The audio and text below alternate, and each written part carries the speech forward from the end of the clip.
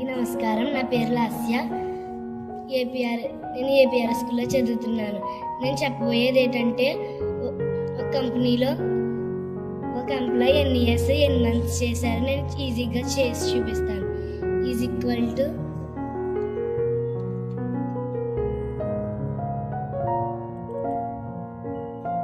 Date of బర్త్ని click చేసి comma present డేట్ని క్లిక్ చేసుకుని షిఫ్ట్ నొక్కి పెట్టి బ్రాకెట్ క్లోజ్ చేసుకుని ఎంటర్ కొడితే ఆటోమేటిక్గా అదే వచ్చేస్తుంది.